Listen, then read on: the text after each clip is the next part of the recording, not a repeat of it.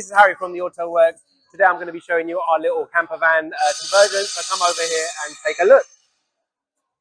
So our base vehicle here is a 2014 VW Transporter T5.1, and our project for this week is to fit airbags.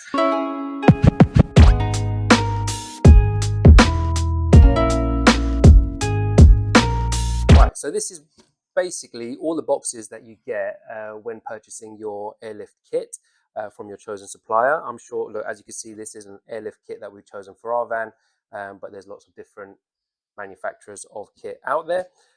What you will get in these boxes are 4 bags, 2 for the front, 2 for the rear, obviously, 2 struts. In this case, these are adjustable as well. You get a compressor, which creates the compressed air, which goes into the air receiver, which then regulates the amount of air into the airbags via the management kit. So lots of boxes here to go through, and we'll be showing you this in a little bit more detail as we go through the build. So this is the management system. Now you can see there's various ports inside at the bottom of it, all marked front left, front right, rear left, rear right. We've got inlets, outlets to the expansion tank, and then electrical connections for the electrical control system. I must stress that I've never installed this kit before, so this is all rather new to me. So if the technical terminology isn't quite on point, then please forgive me, but we will go through it, and I'm learning probably just as you are on this if you're watching this video. This is obviously the control unit that goes inside the van with your various presets, I'm told, and then individual controls of each of the airbags. On this van, we've chosen to go for a 3H kit as opposed to a 3P kit. The difference being the 3P kit measures the pressure on each of the airbags, and then you can adjust accordingly. With the 3H kit, you get a few other bits and pieces so that the car monitors the height that it's riding at, and it will automatically adjust that. If it senses that it's loaded, so the back end drops a little bit, it will inflate the bags accordingly in order to get it back up to the ride height that you've preset. So there are brackets that you need to install on parts of the vehicle and on parts of the struts, so that the vehicle basically can measure the ride height that is at. Now, I'm told the hardest bit, well, hopefully the hardest bit about installing AirRide is finding the mounting points for each of the components that you need to install. This is what I would say a small compressor. This is going to be mounted underneath the vehicle, which I think they mostly are in the T5 Transporter setup. The air receiver tank is also going to be going underneath the vehicle, and then obviously the lines to each of the individual bags and struts is all going to be going underneath the vehicle. Very few, well, I think maybe one hole needs to be cut to get from the outside of the vehicle to the inside, so that we can run various cables, either electrical or air. I'm not sure at this moment, but we'll find out. So as I mentioned previously, we've gone for the 3H kit airlift on the T5 as opposed to just a 3P. This is what you don't get in the 3P kit, and these are the height sensors. So electrical connection, and then obviously once this is fixed to the vehicle and the strut, then this can sense whether it's high or low, and then make necessary adjustments in terms of inflating or deflating the airbag. So you get 4 of those and a fixing kit, which I'll show you now. So this is the 3H fixing bracket or bracket fixing kit that you get in order to fix the height sensors onto the vehicle. These normally come as just cut and folded sheet metal. We've obviously powder coated them in satin black. That's not how they come from standard, although if you want durability and longevity, we would advise, you know, at least some kind of coating on bare metal to stop it rusting. We've got a few fixings in here and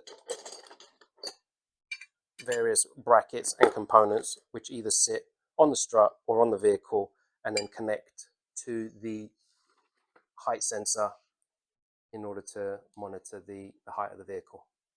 So this is our donor vehicle. It's a VW Transporter T5.1. It's a 2014 model. I think it's currently sitting at 166,000 miles. And the story with this is I've always wanted a camper van, but wanted to make it a bit of a project as well.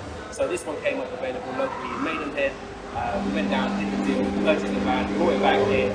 It needed a fair amount of bodywork. We had to replace a couple of panels on it, do a considerable amount of paintwork, just because obviously we wanted to make it look good, give it that Autowerks sort of, customization.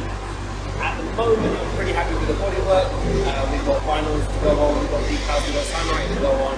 It's going to look very different to how it looks right now, but I'm really a base fan of what we've got to get started with. So let's have a little look around. Oh, with it being it's actually a 5.1 Sportline, so it comes with the front bumper, or like the more sportier front bumper, daylight LED running lights, fog lights. So that's all in keeping with what we do, how we want the van to look. We've done it, other than the bodywork, we've also painted the calipers already. We went for what I would call a light emerald green. We wanted a bit of a different colour just so that we can showcase what can be done with the calipers. And other than that, what I want to do is use this not just as a camper van, but I want to use it as a show vehicle, and for me to also be able to tow our little air-cooled pug Beetle, which we take to shows. We'll have a look at that at some point as well. For now, this is the project that we're getting on with. A little bit of a story, a bit of a backstory, if you like, is that we didn't actually have a 2-post ramp in our workshop. We usually have this ramp, scissor lifts, when we do brake caliper painting. It's not really ideal when you're trying to do this sort of mechanical work where you want to get into the arches at quite a reasonable height and also underneath the vehicle. So I bought this ramp, installed it last week, and basically we've got a week to get this sorted, which should be enough time, but at the same time we're trying to run a business, we're trying to get on with work. This is sort of like filler work, which we're going to get done. It has to be done for Saturday. It's Monday at the moment because we've got a show that we're taking it to, and time is of the essence. So the front bag kit, which consists of replacing the actual strut, vertical strut, and the spring. So this whole assembly needs to come out, which means disassembling part of the brake, part of this, getting the hub off the bottom, disconnecting it from the top, and then replacing it with the new bag and the new strut, running air lines to it from the compressor and from the air receiver. The back is a little bit different. Let's have a look at that. So the rear assembly is slightly different, whereby the strut is separate to the spring. On the front we had the spring encasing the strut, and this way this setup is separate. I think it's going to make it a little bit easier doing it this way around. I've obviously watched a few videos so that I kind of know what I'm doing. I'm no mechanic by any stretch, even though what we do here is, is very industrial. This is pretty much outside of our comfort zone. We're sort of used to dealing with alloy wheel refurbishment and repairs, brake caliper painting, window tinting and vinyl wrapping. So getting involved this mechanically is going to be new to me certainly, but I'm always up for giving it a go. We're going to have a look underneath the vehicle now. Like I told you, the car has, the van has got 166,000 miles on it. It's obviously been used, it's in relatively good condition. Surface rust in some of the components, like the rear arms, which I don't think we're going to get time to address at this point, but if I wanted to, or if we had time, we'd probably remove them. We've got facilities on site to chemically treat, drop glass and powder coat them, which would be nice. Just depends how we're running with this project throughout the week. Now, we've chosen, I was talking earlier about where you mount the components, and we're going to go with the air receiver being fitted just behind the two rear arms. Just in front of the space where the spare wheel would sit. So that's going to sit in this sort of area here. The air receiver itself is long cylindrical tube, so that should sit in there nicely. And the compressor tends to go closer to the front of the vehicle where there is some space. And then the lines are going to be following the brake lines back to each corner or over to each corner of the vehicle. The video that you just saw was basically us just introducing the van and familiarizing ourselves and hopefully you with the contents of an airlift kit, what all the different components are, what they do, and hopefully in the forthcoming videos we're going to be showing you how we install it, how we get on, and basically just show the journey from the van as it is to completion. But yeah, we're on a pretty tight deadline. We've got 4 days to get this sorted, so hopefully we'll get it done.